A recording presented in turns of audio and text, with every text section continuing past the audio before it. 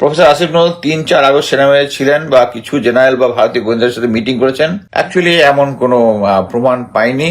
আমার সোর্স আসিফ নজরুলের call list check করেছে, তার অবস্থান এই ৩ এবং ৪ তারিখে ক্যান্টনমেন্টে ছিল না, ইট ইস কনফার্ম ছিল না। আমাদের সেনাপ্রধান নাকি তারেক জিয়াকে ফোন করেছিলেন, যেহেতু সেনাপ্রধান এটা ২১শে নভেম্বরের পরে, মানে আমরা তাকে তো খুব স্যাড দেখেছিলাম ওখানে। সেনাপ্রধান গ্যারান্টি দিতে চান তারেক জিয়াকে যে ৬ মাসের মধ্যে প্রেসার দিয়ে উনি নির্বাচন করিয়ে দিবেন। যে অ্যাডমিনিস্ট্রেশন যেটা আছে দেশের, এটা এমন ভাবে আওয়ামী বেষ্টিত, এই সময়ে যদি কোনো নির্বাচন দেওয়া হয়, এই নির্বাচনের আউটকামটা ভালো হবে না এবং দেখা যাবে যে সরকার বেশি দিন টিকবে না। আসসালামু আলাইকুম। অ্যাকচুয়ালি আমি প্ল্যান করেছিলাম যে যেহেতু একটু দুদিন অসুস্থ ছিলাম, যে ইলিয়াস হোসেনের যে ভিডিওটা, এটার একটা রিয়াকশন দেওয়ার জন্য আমি একটা স্ট্যাটাসে বলেছিলাম 10%, 90% রাইট, 10%। বাট আরো কিছু পয়েন্ট আছে, এগুলো নিয়ে কথা বলবো। এর মধ্যেই সকালবেলা তো আমরা শুনলাম যে আগরতলায় আমাদের অ্যাম্বাসিতে হামলা হয়েছে গেরুয়া বাহিনী। এটা আমাদের এখন যেটা বুঝতে হবে সেটা হচ্ছে, মানে এখন শুধু ভারতীয় সরকার নয়, এবং তাদের যে আদানি একটা মেজর স্টেক হোল্ডার, তাদেরকে বিভিন্ন জায়গায় আমেরিকাতে তাকে নিষিদ্ধ করা হয়েছে, তার এগেনস্টে গ্রেফতারি পড়ানো এবং ব্লা ব্লা ব্লা। চতুর্দিকে যখন ক্রাইসিসটা চলতেছে, এবং বাংলাদেশের সাথে তার একটা আনইভেন বিজনেস আছে, এবং আমি দেখলাম যে এই সরকারও সেই যত ধরনের চুক্তি আছে সবগুলোকে সার্টিফাই করেছে, যে সেগুলো আই এম রিয়েলি কনফিউজ। যে আমি যেটা দেখেছিলাম কয়েকদিন আগে আসিফ নজরুলের একটা স্ট্যাটাস, যে সমস্ত চুক্তিগুলো রিভিউ হয়েছে, বাট এই চুক্তিগুলো রিভিউ যদি হয় যে আগের মতোই চলবে, আই এম রিয়েলি কনফিউজড। এবং আমার মনে হয় যে এই গেরুয়া বাহিনীর পিছিয়ে আদানি সরকার এবং আদানি দুটোই আছে এটার পিছনে। বাট আমাদেরকে সতর্ক থাকতে হবে, তাদের ট্র্যাপে পা দিয়ে আমরা আইন ভঙ্গ করব না, ঠিক আছে? এখন আমি আসি, মানে ইলিয়াস হোসেনের যে পোস্টটা, এটা নিয়ে আমি যেগুলো কি ইম্পর্টেন্ট মনে করব, শুধু ওইগুলো যেগুলো নিয়ে আমার কোনো বিতর্ক নেই, ওগুলো নিয়ে আমি কথা বলবো না। প্রথমেই ইয়াতে যখন উনি দেখিয়েছে যে ছাত্রলীগকে নিষিদ্ধ করা নিয়ে দুটি রাজনৈতিক দলের বক্তব্য, যেটা আমরা কেউই সাপোর্ট করি না। বাট গুড নিউজ ইজ আমরা দেখলাম যে রুহুল কবির রিজভী একটা বিশাল স্টেটমেন্ট দিয়েছে বিএনপির তরফ থেকে, যে তারা যে তাদের এন্টি ইন্ডিয়া স্ট্যান্ডটা নিয়েছে। বাট আমরা দেখেছি এটা ফ্লাকচুয়েট করতেছে। আমি জানি না এটা অনেকে বলে ক্যারোট এন্ড স্টিক কিনা, বাট আমি একটা জিনিস বলতে পারি, ভারতের সাথে শুধু স্টিক কাজ করবে, ক্যারোট কাজ করবে না। তাকে যত দিবেন সে তত বেশি ক্যারোট খেতে যাবে। আপনাদেরকে তো সে কখন ক্যারোট খায় না, সে তো স্টিকের উপর রাখে। সো ভারতের সাথে শুধু স্টিক। আচ্ছা, এরপর ইলিয়াস হোসেন বলেছেন ভিডিও পাবলিশ হওয়ার ঘন্টাখানেক পর থেকে দেশে গোলযোগ সৃষ্টি হতে হবে। এটা কিন্তু আপনি যদি মনে করেন যে আমার লাস্ট যে ভিডিওটা আমি করেছিলাম, ওখানে ক্লিয়ারলি বলেছিলাম যে ভারত এবং ওই যে ২২ জন অফিসারের নাম যখন আসে, ২২ জন অফিসারের নামটা যখন পাবলিশ হয়, এরপর থেকে গন্ডগোলটা কিন্তু শুরু বলবো না, ইন্টেন্সিফাইড হয়।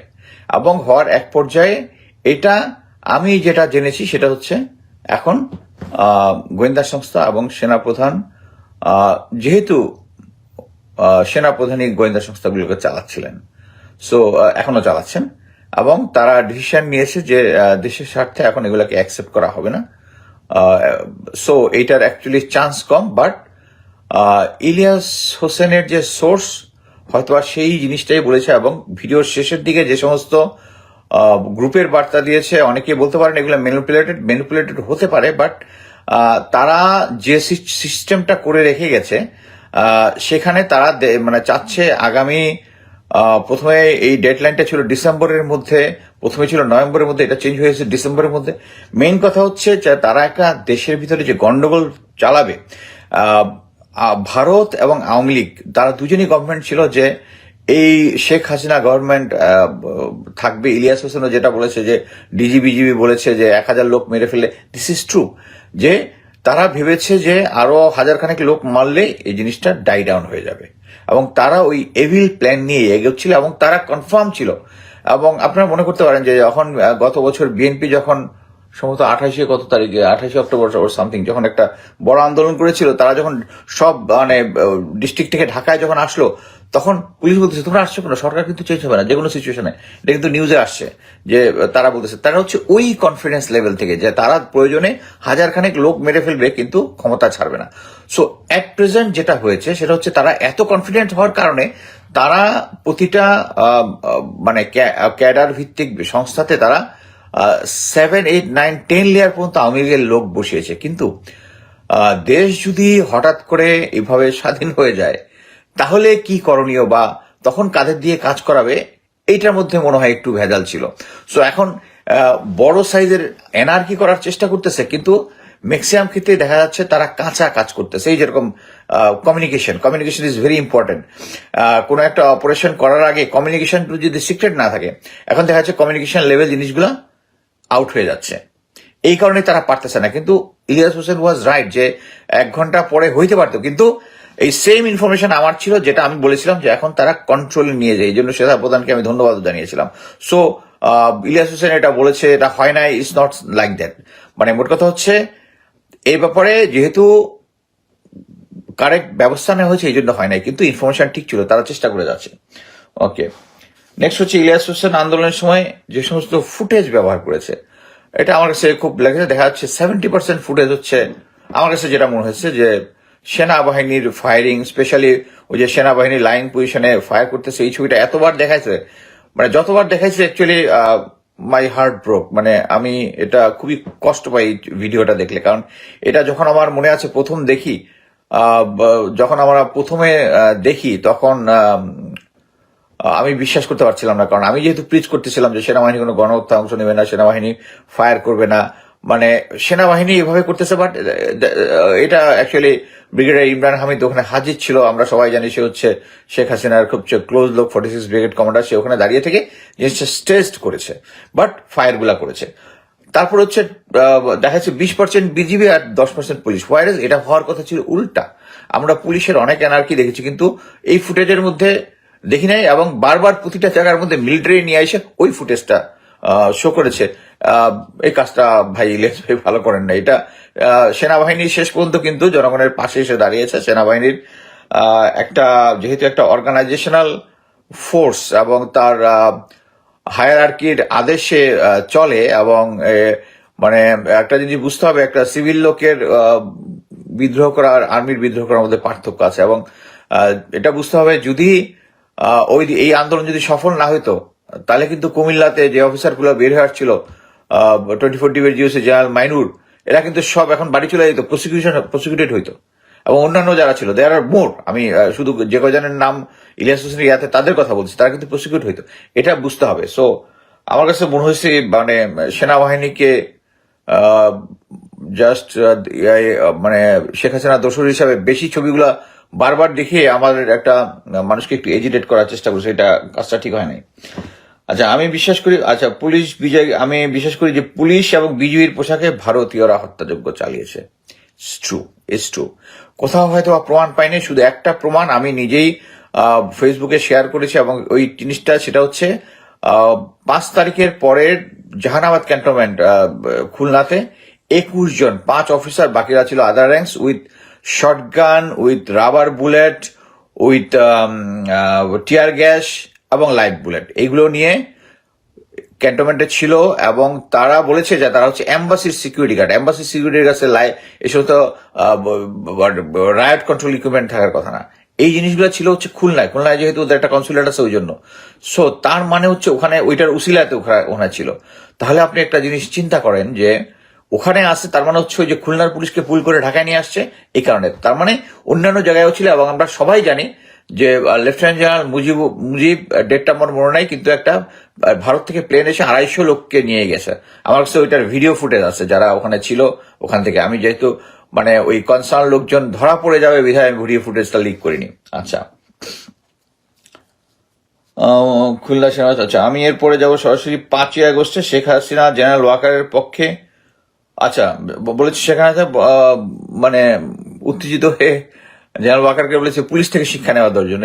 এই তথ্যটা বোধহয় ঠিক না, কারণ আমি যেটা খবর পেয়েছি সেটা হচ্ছে 2 তারিখের দিকেই পুলিশ চিফ ওয়াজ ব্রোক, মানে সে মেন্টালি শ্যাটার্ড হয়ে গিয়েছিল। কারণ কোনো কিছুই আর তার কন্ট্রোলে ছিল না। Specially DB Harun and others যারা আওয়ামী গং ছিল তারা হত্যায় মেতে উঠেছে। এই জিনিসটা নাকি উনি নিতে পারেনি, আমি একটা ক্লোজ সোর্স থেকে শোনা। এবং 3 তারিখে সেনাপ্রধানকে উনি জানান যে he is going to resign. এটা very authentic news. So police থেকে শিক্ষা গ্রহণ করবে হয়তো এটা বলতে পারে, যেহেতু পুলিশ তখন টিভিতে দেখা যাচ্ছিল একদম মারমার কাটকাট চতুর্দিকে, মানে ইন্টারনেট বন্ধ করে যে সমস্ত হত্যাযজ্ঞ চালিয়েছে, এটা মেনে নেওয়া যায় না। এবং হ্যাঁ, অ্যাট দ্য সেম টাইম যখন ইন্টারনেট করেছে তখন সেনাবাহিনী গণহত্যায় অংশগ্রহণ করেনি, কিন্তু তাদের নীরবতা নট অ্যাকসেপ্টেড। নীরবতার জন্যই পুলিশ তাদেরকে সামনে রেখে ছাত্রলীগ, বিজিবি এরা জনগণের উপরে ছাত্র জনগণ গুলি চালিয়েছে ওই ইন্টারনেট বন্ধর ভয়াবহ দিনগুলো। আচ্ছা, ইলিয়াস হোসেনের, আচ্ছা ওখানে বাকি ইতিহাস আমরা সব, আচ্ছা তারপর সেনাপ্রধানকে তিনি পদ, আচ্ছা 2 আগস্ট, আচ্ছা বাকি ইতিহাস আমরা সবাই জানি। ইলিয়াস হোসেনের বলা যে টাইমিং গুলাতে একটু হেরফের আছে, বাট দ্যাটস নট ইম্পর্টেন্ট আমার মতে। সেনাবাহিনীর সকল অফিসার নিয়ে দরবার, যেটা অ্যাকচুয়ালি 29 আগস্ট বলেছে, এরকম হইলে আমার জানা নাই, বাট যেটা হয়েছে 3 আগস্ট হয়েছে, সেখানে ওই যে লেডি ডক্টর আবেগ ঘন কথা বলেছিল। আচ্ছা, এবার আসি হচ্ছে আসিফ নজরুল। প্রফেসর আসিফ নজরুল 3-4 আগস্ট সেনাবাহিনী ছিলেন বা কিছু জেনারেল বা ভারতীয় গোয়েন্দাদের সাথে মিটিং করেছেন। অ্যাকচুয়ালি এমন কোনো প্রমাণ পাইনি।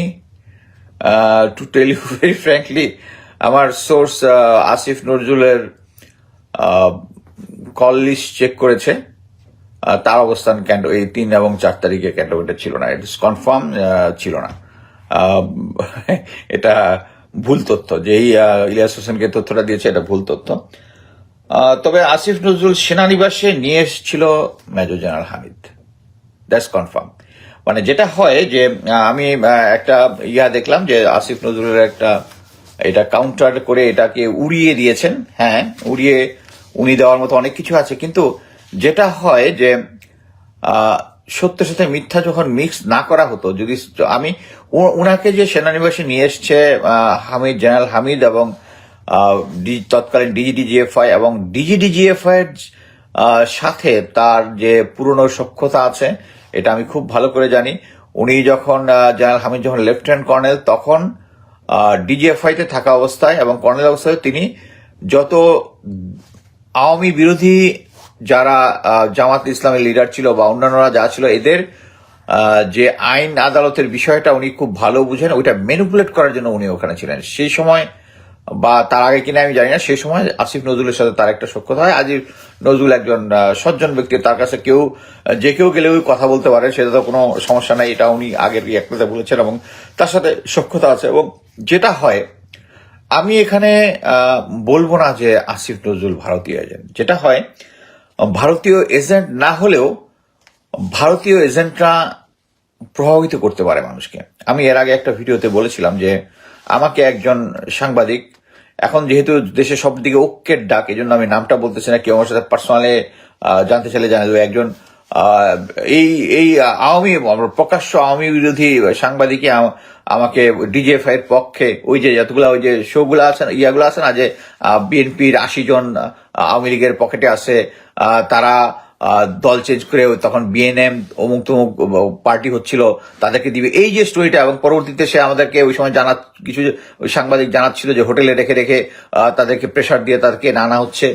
সেই সাংবাদিক আমাকে রিক্রুট করতে আসছিল যে ডিজিএফ এর পক্ষে, এবং অন্যান্য যারা পিনাকি, কনক সরোয়ার, এদেরকে মিলে একটা মিটিং করার জন্য, একটা আমাকে নিয়ে একটা ইনফ্লুয়েন্স করার জন্য। তখন আমি নিজেও খুব একটা পরিচিত ছিলাম না। সো আমি পরবর্তীতে আমি বলেছিলাম যে আসিফ নজরুলকে আমি ফোন করেছিলাম, ওনাকে বললাম যে ভাই, আপনাকে তো আপনার সাথে খুব ভালো সম্পর্ক, কিন্তু উনি কিন্তু ডিজিএফ এর সাথে কানেক্টেড। আমি নিজে বলতেছি, হয়তো উনি আমাকে বিশ্বাস করেন নাই, এর কারণ বিশ্বাস নাই করতে পারেন, বাট আমি ওনাকে অনেক চেষ্টা করছি ওনার সাথে ডিজে, বাট আমার কাছে পরবর্তীতে মনে হয়েছে যে he might have a DGFI connection. এবং পরবর্তীতে আমার কাছে মনে হয়েছে যে আসিফ নজরুল মানে আগে থেকে ছিল ডিজিএফআই কানেকশন। এই ব্যাপারে আমি কিছু সেনাবাহিনীর কিছু অফিসারকে জানি, যারা অ্যাটলিস্ট একজনকে জানি খুব সরব আছেন, কিন্তু অনেক কথা আছে উনি ধরে ধরে যারা এন্টি আওয়ামী লীগ তাদেরকে এনে শো করার চেষ্টা করতেন এবং তাদেরকে এক্সপোজ করার জন্য, এবং সে অনেক কথা বলতে তাকে ধরতে না। জেনারেল শফিউদ্দিন স্যারের সাথে তার খুব ভালো খাতির ছিল। সো আমি যেটা বলতেছি যে উনি আসিফ নজরুল রয়ের এজেন্ট আমি বলতেছি না, but he is obviously influenced by DGFI. এবং উনি যখন যখন হয়েছে, যখন উপদেষ্টা হওয়ার পর ওনার অনেক কার্যক্রমে আমাদের এই সন্দেহটা আমার আছে যে আমি উনাকে আইদার উনার কিছু লিভারেজ আছে ডিজিএফআই এর কাছে বা কোনো একটা কিছু। আমি মোট কথা হচ্ছে আমি বলতে যাচ্ছি যে he is not royal agent, আমি বলতে যাচ্ছি না। উনি দেশপ্রেমিক হওয়ার চেষ্টা করেছেন, উনি অনেক জায়গায় প্রমাণও দিয়েছেন, কিন্তু এই দেশপ্রেমিকরা অনেক সময় এই গোয়েন্দা সংস্থার পাউন্ড হয়ে যায় অনেক সময় অনেক পরিস্থিতিতে। আমি জানি না উনি পড়েছেন কিনা, বাট উনার একটা ডিজিএফআই এর সাথে আছে। এখানে আমি আর একটা জিনিস বলবো যে ওই যে তিনজন সমন্বয়ককে ওখানে নিয়ে যাওয়া নিয়ে যে বিতর্ক সৃষ্টি হয়েছে, আমি সকালকে একটা স্ট্যাটাস দেখলাম আরিফুর রহমান তুহিন, আমি জানি না সে কি, আমি যা সকালে সে ট্যাগ করেছে সালাউদ্দিন শুভ্র। স্ট্যাটাসটা হচ্ছে আগস্ট 25 এর। এখানে লিখেছে, ভাই আপনার অবধির জন্য জানাচ্ছি যে 5ই আগস্ট আসিফ নজরুল স্যার ভুয়া সমন্বয়কদের নিয়ে রাষ্ট্রপতি ও সেনা প্রধানের সঙ্গে মিটিং করেন। এই নিয়ে হাসনাত কাইয়ুম ভাইয়ের সাথে আসিফ স্যারের বাকবিতণ্ডা হয়, অথচ আসিফ স্যার জানতেন ওরা সমন্বয়ক না। হাসনাত ভাইয়ের সাথে তর্ক হওয়ার পরও ভুয়া সমন্বয়কদের নিয়ে বক্তব্য দেওয়ান আসিফ স্যার। আসল সমন্বয়করা তখন চ্যানেল 24 অফিসে, আমি তাদের সাথে ছিলাম। ওরা শহীদ মিনারের শপথ নিতে চেয়েছিল, কিন্তু সেটা হয়নি, কারণ ওদের ছাড়াই উনি মিটিং করেন। আমি বিষয়টি আসিফ ও নাহিদকে তখনই জানাই। পরে আমার বাইকে করে ঢাকা বিশ্ববিদ্যালয়ে দিয়ে আসি। আমার সাথে আরো 3টা বাইক ছিল। এরপর রাতে আমার সাথে আসিফ স্যারের দেখা হয়। নিরাপত্তার কারণে ওনাকে আসিফ ও নাহিদের লোকেশন জানায়নি ও ফোন নাম্বার দেয়নি। পরের দিন আসিফ স্যারের সাথে ওরা যোগাযোগ করে, তখন আক্তার বের হয়। আমি আক্তারের সাথে বিকালে মিটিং করি, এই বিষয়টা জানাই। বাকি গল্প সবার জানা। উনি পারলে আমার বক্তব্যকে চ্যালেঞ্জ করুক। ফরহাদ ভাই পরে একদিন আমাকে আতাউল্লাহ ও সাইফুল্লাহকে ডাকে, ওনাকে এগুলো জানায়। উনি ওর সাথে কথা বলেন। সবকিছু জেনেই ফরহাদ ভাই বক্তব্য করেছেন। এখানে আমার কথা হচ্ছে যে এই 3জন সমন্বয়ক নিয়ে যে ধোঁয়াশাটা, এটা কিন্তু আসিফ নজরুল ক্লিয়ার করেননি। কেন করেননি? এটা কিন্তু উনার এটা হতে পারে যে উনি নিয়ে আসে নাই। আমি একটা জিনিস দেখলাম, এটা নাকি জোনায়েদ সাকি নিয়ে আসছে কয়েকটা পোস্টে, বাট এটা হতে পারে, কিন্তু উনি উনার পজিশন অ্যাকচুয়ালি ক্লিয়ার করতেছেন না। উনাকে জিনিসটা ক্লিয়ার করতে হবে। সো ক্লিয়ার না করলে উনাকে ওই সন্দেহের তীর যেটা উনার দিকেই যাবে। উনাকে ক্লিয়ার করতে হবে যে জেনারেল হামিদের সাথে উনি গিয়েছিলেন কিনা, জেনারেল হামিদের সাথে যদি যান, জেনারেল হামিদের সাথে তার কি কনভারসেশন হয়েছে। এবং আমি একটা জিনিস বলি যে general Hamid is a very soft spoken, মানুষকে কনভিন্স করার জন্য মানে উনি ইজ ভেরি শার্প।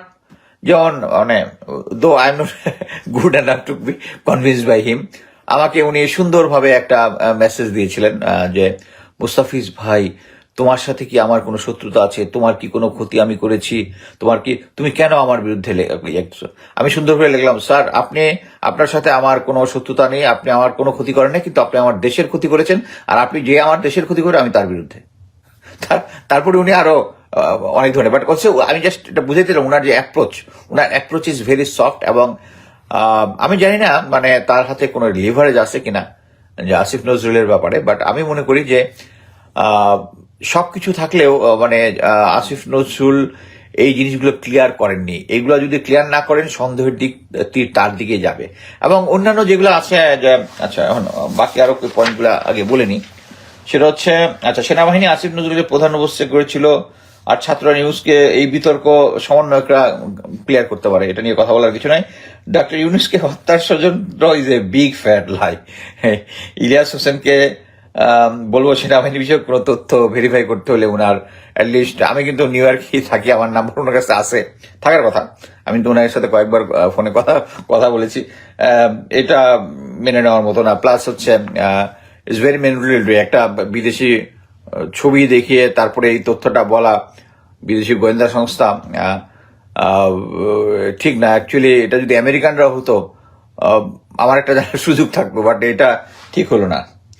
আচ্ছা, লেফটেন্যান্ট জেনারেল সাইফুল ইসলামের কথা উনি বলেছেন, বাট উনি ছবি দেখেছেন সাইফুল আবিদিনের, এটা একটা ছোট্ট। আচ্ছা, এখন পরবর্তীতে আমি এই আর বাকি যে জিনিসগুলো আছে ওগুলো নিয়ে আমি বেশি আমার কাছে ইম্পর্টেন্ট মনে হয়নি। আমি এইটুকুই আমি আমার রিয়েকশনটা দিলাম।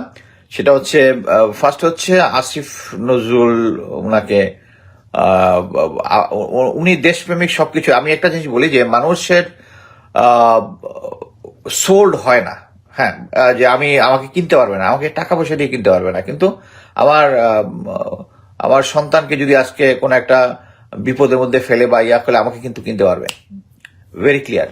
আমি দেশের জন্য আমার সন্তানকে ইয়া দিব না, আমি নবী ইব্রাহিম আলাইসাল্লাম হইতে পারবো না, ঠিক আছে? বাট প্রত্যেকের একটা ইয়া থাকে। এখন আসিফ নজরুলের কি সেটা আমি জানি না। প্রত্যেকের একটা দুর্বলতা থাকে। আর নর্মালি গোয়েন্দা সংস্থাগুলো যেটা করে, আমি এটা গ্যারান্টি দিয়ে বলতে পারি, আমি নাম্বার অফ অফিসারকে ইন্টারভিউ নিয়ে দিয়ে দেখেছি, এবং নাম্বার অফ জেনারেল ভারতে গিয়েছে পটেনশিয়াল সেনাপ্রধান হওয়ার কথা, তারা হানি ট্র্যাপের মধ্যে ট্র্যাপড হয়েছে বিভিন্ন সময়।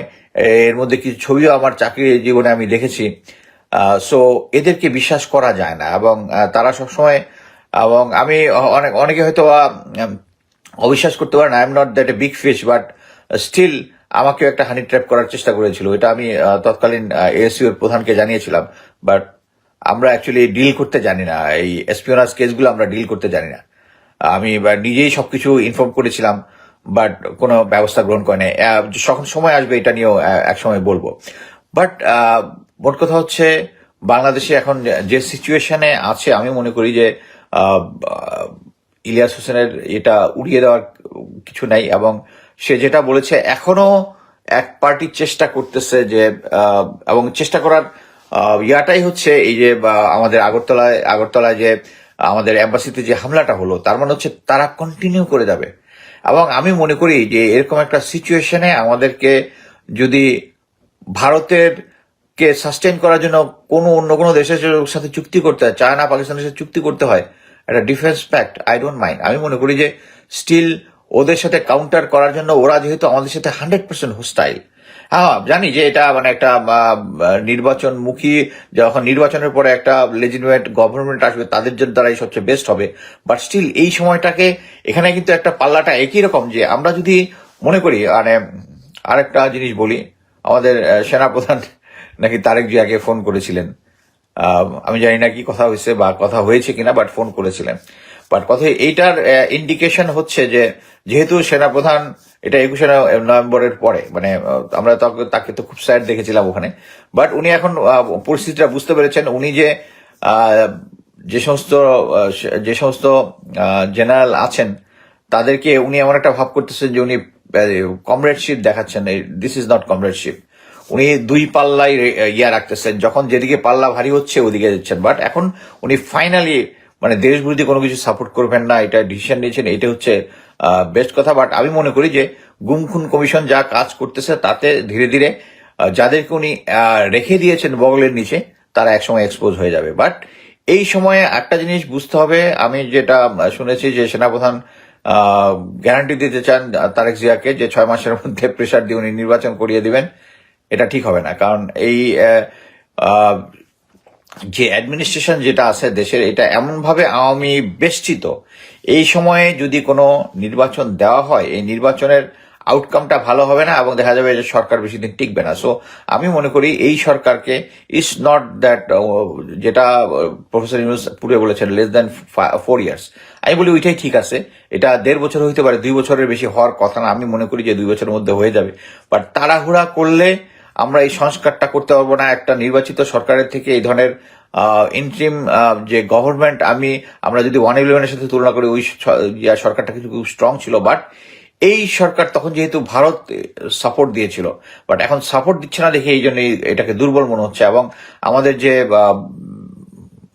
মানে উপদেষ্টা যারা আছেন, স্টিল আমি বলবো যে আমি রিসেন্টলি কিছু, যেমন তৌফিক ভাই যে পররাষ্ট্র উপদেষ্টা, ইদানিং আমি দেখতেছি উনি খুব ভারতের এই যে মমতার বিরুদ্ধে কথা বলেছেন, ভারতে অ্যাগ্রেশনের বিরুদ্ধে কথা বলেছেন, অন্যান্য জায়গায় সব ইয়া থেকে ডাকছেন, উনি এক কার্যক্রম নিচ্ছে। This is a good step. But initial stage আমার মনে হয়েছিল উনি মানে শেখ হাসিনার দুর্বল পররাষ্ট্র নীতিটাই মানে কন্টিনিউ করতেছেন।